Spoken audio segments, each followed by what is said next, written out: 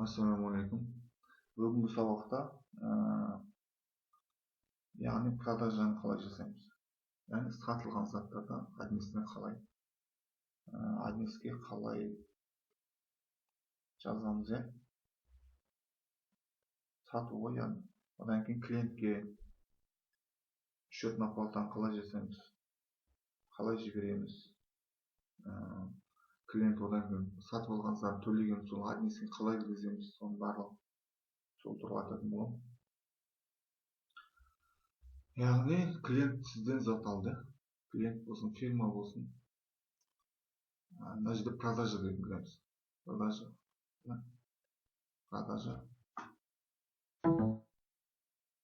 Мына жерде болмас продажа. Реализация ТМЗ услуг. Соны кіреміз. Добавить дейміз. Продажа. Окей. Осының продажаны ішінде жазып тұр. Реализация ТМЗ услуг. Продажа. Организация и профиль. Мына жерде контрагент дегенге контрагент жазамыз. Покупатель. Мысалы, кім бізде? Азамат дейік. Подбор дейміз. Сатамыз заттарымызды. Азамат бізде қандай клиент? Ол бізде оптовый клиент. Яғни бізде оптовый бағада алатын клиент. Бағалар өзі оптовый бағасы қазір автоматически өз шығатын болады. Мысалы, алмасы қойық. 20 килограмм алма. 160 теңге. 20 кило.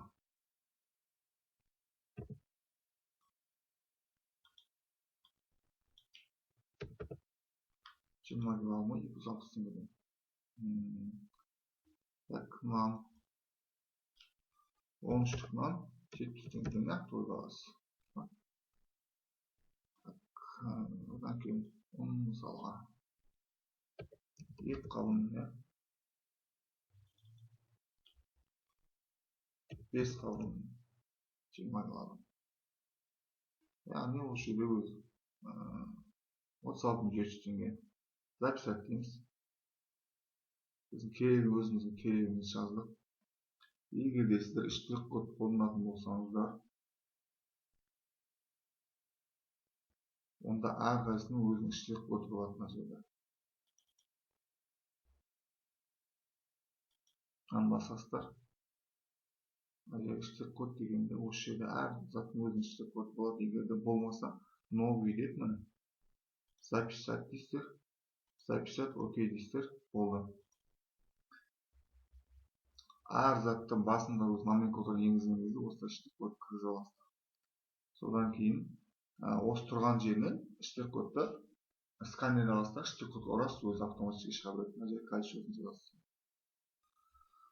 Записать дейміз.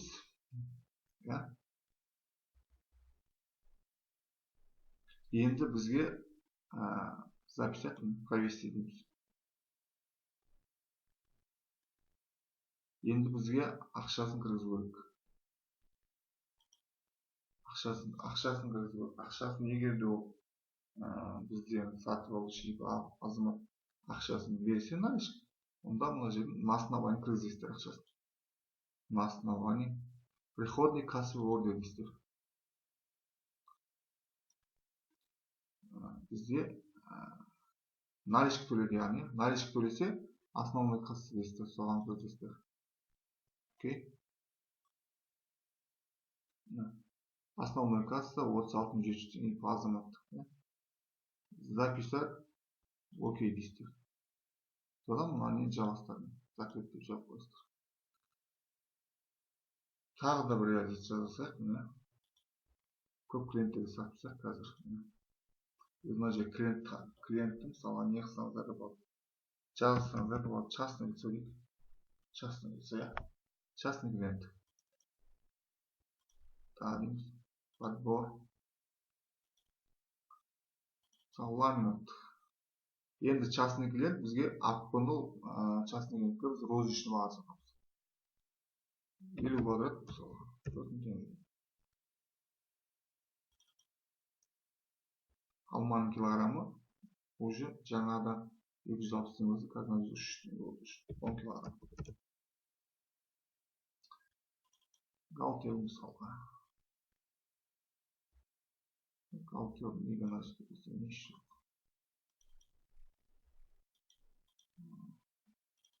Галтел. Tamam. 10 штук галтел. Да?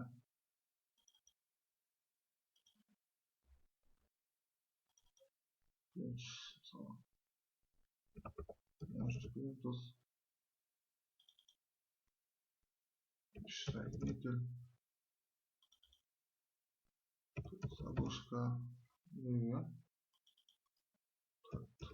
Заглушка. Записать дейміз. Записать деп егер ақшасын төлесек, кірсеңіздер болады. Записать окей дейміз.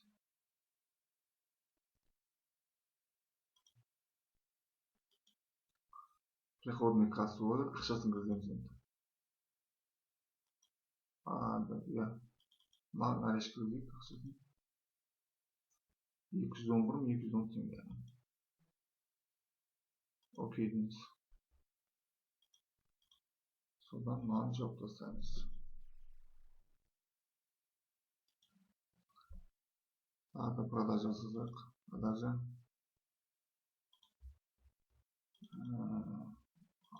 Марат торговый. Асыл мысалы парыз базар.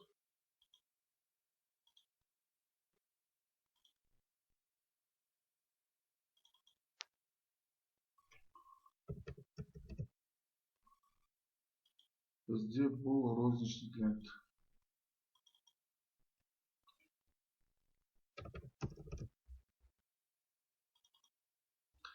Бізде мынау галтел 252-нің розничный бағасы қойылмай қойыпты. Осының коррекциясы. Копировать етеміз. Поступление береміз, иә. Мына жерден былай жасасаңыздар болады. Номенклатура деген вообще қоя саламыз. Галтел 252 деп. Мына жерден тұр екен. Мына галтел 252 теңге, 250, яғни 250 теңге келіп бізге. Мына жерде мына книжка деген связанный документ деген соны басасыздар. Осы поступлениеге связанный документтер мына қазір шығады.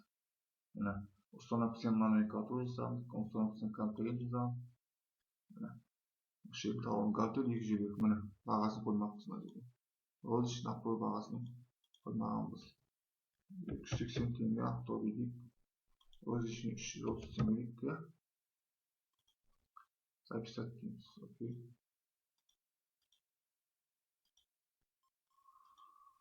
Клиника емес бізге, так, енді 10 штук, да. Ламинат 20 квадрат дейік. 20 квадрат ламинат дейік.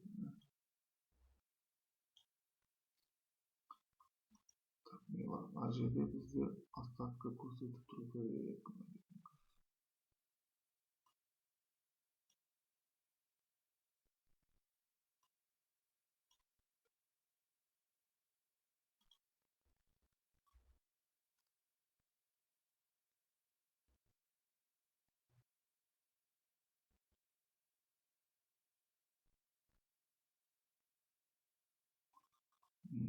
Так, он мысалға, иә. Бір қабының ашайық. Қабын 98 бір жыл болды. Записать деп ақшасын кіргізсеңіздер болады, иә. Бұны бізге основной кассаға төлесін. Жарайды. Каспиймен төлесін, жарайды. Каспиймен төлесе основной Каспий деп. Просто Каспий деп қойсаңыз да болады. Көрдіңіздер. 98 бір жыл. Каспийге жатып, ақша Каспийге түсті. Окей дейміз. Окей деп мынаны жауап тастаймыз. Тағы да продажа жасайық. Контрагент. Астана Моторс деген таңдайық.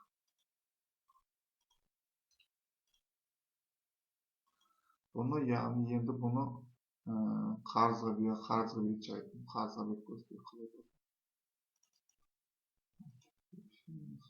Bizde onun alsın ya. Yapalım. Bir kabın последний kaptan o da kabın gözü. Bak odan ki. 23'lük nane satayıq. Bu bizde Apto'yu bilindi. Bizde Apto'yu ketsin, Apto'yu çıktı. Apto'yu verimiz yani. Kalmar. Осы программа дейік. Ол 20 мың теңге записать. Окей дейміз. Яғни мынау Астана Моторс дегенді біз қарызға бердік. Долг контрагента 20 мың теңге деп. Яғни бізге қарызы 20 мың теңге. Енді бұл кіргізген ақшаларды қай жерден көреміз? Банк касса дейміз. Кассовый книга. Оған әлі тоқталым, кейін кассовый книга көрсетемін. Основной Каспиге түскен ақша. Яғни асыл барыс базар 98.100 теңге төледі Каспиге. Основной кассаға, яғни наличка төлегендер азамат, ip азамат 36.500 теңге. Частный өтсе 210 теңге.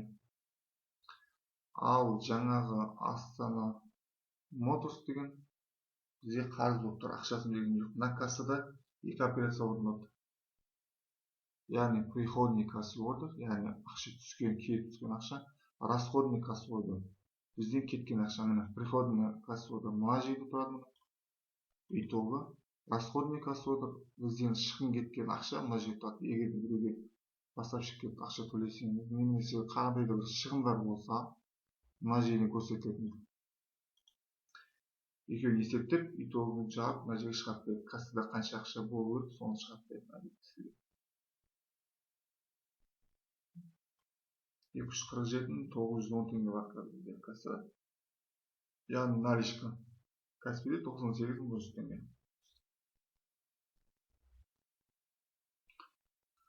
Яғни осы реализацияны осылай жасаймыз. Егер де клиент ip азамат сізге қайталап келіп жатса, мишканы сол жағын басып, оң жағын басып, копировать етсеңіз де болады. Копировать етіп алып жасай бересіздер. Одан кейін счетная оплата покупателю. Оны қалай жібереміз? Счетная оплата дегеніміз, яғни сіз клиент сізден бір зат алмақшы болды. Зат алмақшы. Счета сізге айтады.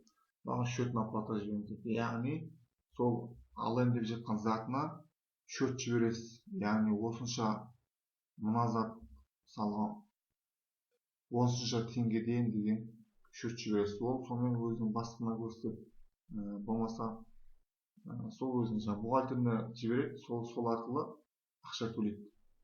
Яғни ол көбінесе банк арқылы төлейтін кезде счетная оплата жібереді деп айтады. Берген. Оны қалай жібереміз?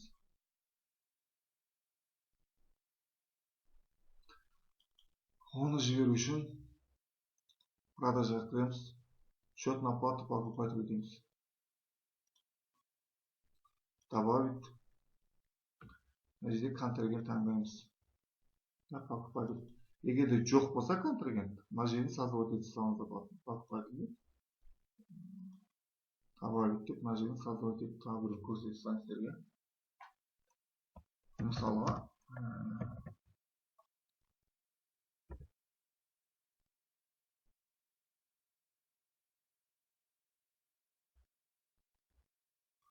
Мысалға, ip Васильев дейік.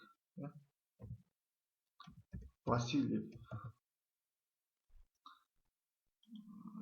Бізде физическое лицо, покупатель, сатып алушы, яғни записать дейміз. Доғыр деген кіреміз.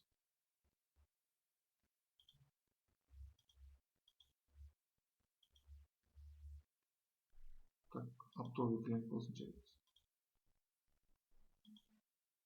Негізі основной осы жерде толтырсаңыз да жеткілікті.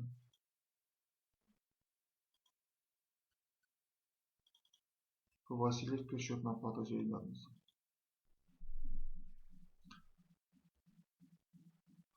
Одан кейін подбор дейсіздер.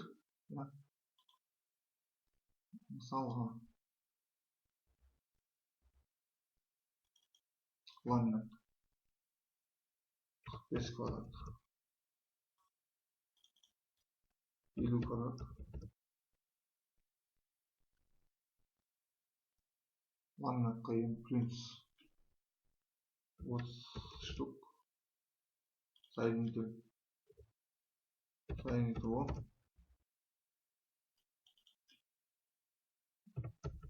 ложка 8, левый 8 правый мысалға. Осыны сізден сатып алмақшы. Айтасыз, осыны енді маған счетная оплатасын жібер деп. Записать дейсіздер.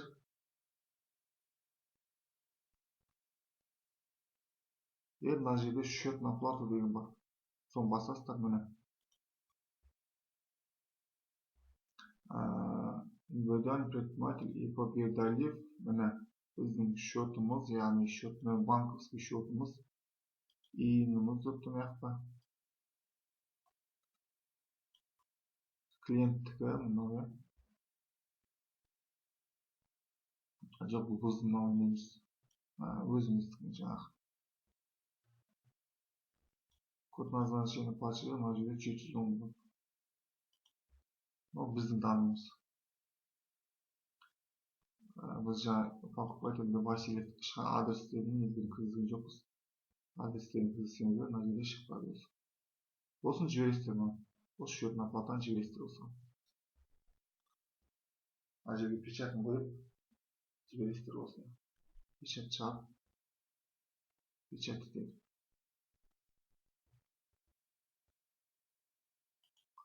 Осын шығарып бересіздер. Окей дейміз. Бұны бересіздер. Бұлар сіздерге ақша төлейді, я? Ақша төлейді деген. Одан кейін осыған кіресіздер де реализация жасайсыздар. Осы бір аптадан кейін жасау мүмкін. Ақшаны бір аптадан кейін түсіру мүмкін. Сол күні түсіреді. Ертесіне түсіру мүмкін.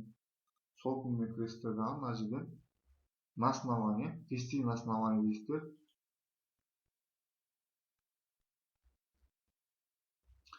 Реализация ТМЗ услуг дейсіздер. Болмаса, реализация ТМЗ услуг дейміз. Реализация ТМЗ услуг. Міне реализацияға шығады. Записать. Окей, провести. Окей.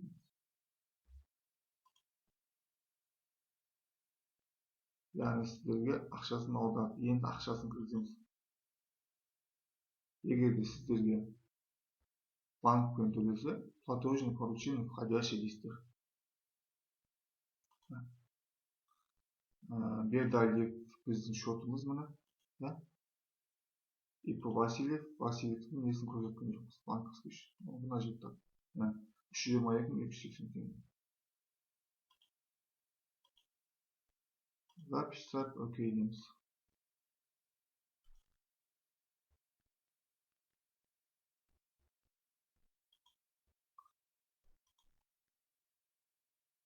Бұны енді банк кассадан көре алмайсыздар. Кассовый книгадан көре алмайсыздар. Өйткені кассовый книгада екі операция орындалады. Приходный кассовый ордер, расходный кассовый ордер орындалады ол жерде. Мына бұны